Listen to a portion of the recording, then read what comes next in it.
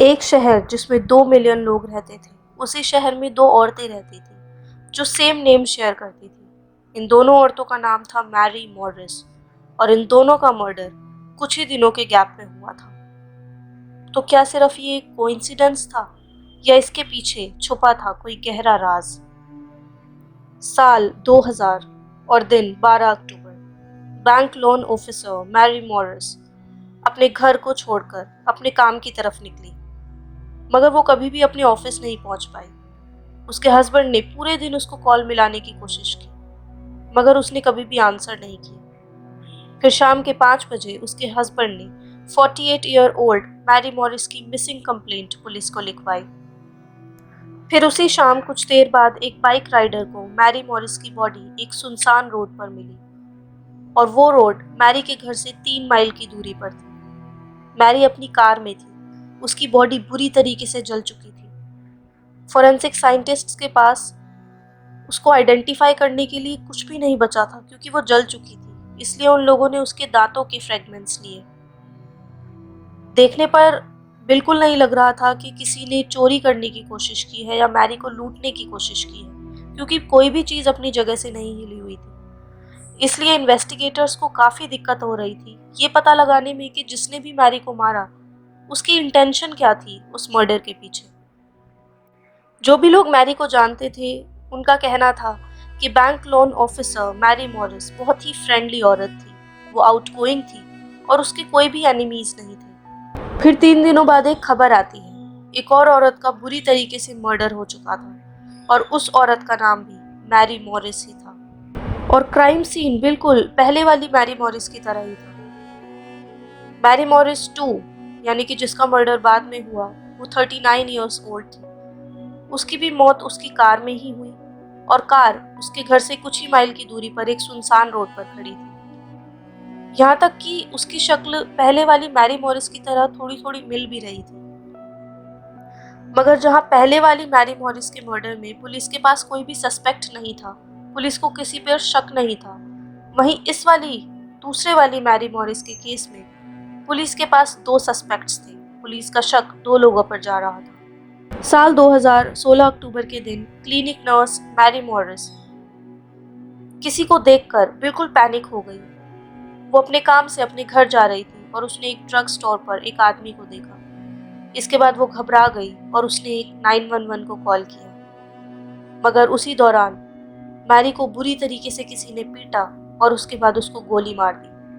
फिर अथॉरिटीज को उसकी बॉडी एक कार में मिली, एक सुनसान जगह पर।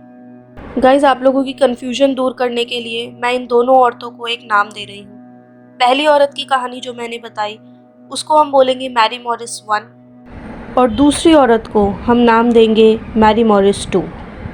तो जैसा कि मैंने आपको बताया कि मैरी मॉरिस 2 के मर्डर में पुलिस की नज़रों में 2 आदमी खटक रहे थे और उनमें से एक था मैरी मॉरिस 2 का पति। मैरी मॉरिस 2 और उसके पति के बीच में चीज़ें कुछ ठीक नहीं चल रही थी। उसके मर्डर से पहले उन दोनों में काफ़ी लड़ाइयाँ होती थी और पुलिस की शक की सुई जिस दूसरे आदमी पर थी वो था मैरी मॉरिस का नया कोवर्कर जो उसके क्लिनिक में काम करने के लिए आया था। वो मैरी मॉरिस को बिल्कुल पसंद नहीं करता था और एक बार तो मैरी को अपने डेस्क पर एक नोट भी मिला था जिस पर लिखा था डेथ टू हर, और मैरी मॉरिस 2 को लगा कि ये ज़रूर उसी कोवर्कर ने लिखा होगा, क्योंकि अभी हाल फिलहाल में ही उस कोवर्कर को नौकरी से निकाल दिया गया था और उसे लगता था कि उसकी ये नौकरी मैरी मॉरिस 2 की वजह से गई है। वो नोट पढ़ने के बाद तो मैरी मॉरिस 2 घबरा गई और उसने अपने हस्बैंड को ये सारी बात बताई और अपने हस्बैंड से कहा कि वो एक गन ले ले उनकी प्रोटेक्शन के लिए। मैरी मॉरिस 2 के पति माइक मॉरिस ने अपनी पत्नी को गन चलानी सिखाई इन केस कोई इमरजेंसी हो जाए, मगर अनफॉर्चुनेटली मैरी मॉरिस 2 वो ट्रेनिंग कभी भी इस्तेमाल नहीं कर पाई अपनी लाइफ में। मर्डरर ने मैरी मॉरिस 2 के मर्डर को इस तरीके से दिखाने की कोशिश की थी कि वो सुसाइड लगे, मगर अथॉरिटीज़ को बेहतर पता था, उन्हें पता था कि ये सुसाइड नहीं है। इन्वेस्टिगेशन के बाद पता लगा कि मैरी मॉरिस 2 के शरीर पर स्ट्रगल के निशान थे, जिससे पता लग रहा था कि वो मर्डरर से बचने की कोशिश कर रही थी और अपनी जान बचाने के लिए फ़ाइट कर रही थी। फिर मैरी मॉरिस 2 के मर्डर के चलते पुलिस ने दोनों ही मैरी मॉरिस के पति माइक मॉरिस और उसके कोवर्कर दोनों का इंटरव्यू लिया। और इंटरव्यू के दौरान माइक मॉरिस काफ़ी वियर्ड बिहेव कर रहा था अथॉरिटीज़ के सामने।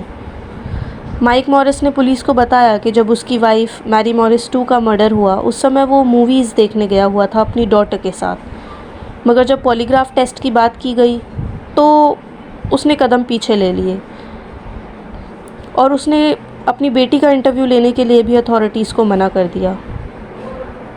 इन्वेस्टिगेशन के दौरान एक और बात पता चली कि मैरी मॉरिस 2 के मर्डर के बाद उसके पति ने एक लॉयर को हायर किया था वो इंश्योरेंस पॉलिसी लेने के लिए जो उसकी वाइफ के नाम पर थी। उसकी वाइफ की एक लाइफ इंश्योरेंस पॉलिसी थी जिसकी कीमत $700,000 थी उसकी मौत के समय पर। और इन सब चीज़ों की वजह से भी पुलिस का शक माइक मॉरिस पर जा रहा था कि पैसों को पाने के लिए उसने अपनी वाइफ को ज़रूर मरवाया है। फिर जब माइक मॉरिस के फ़ोन की छानबीन की गई तो पता लगा कि उसकी वाइफ की मौत के बाद उसने अपनी ही वाइफ को अपने फ़ोन से कॉल मिलाया था और उसके बाद 4 मिनट लंबी बात हुई थी, मगर उस समय तक तो मैरी मॉरिस 2 मर चुकी थी। फिर उसने 4 मिनट लंबी बात किससे की?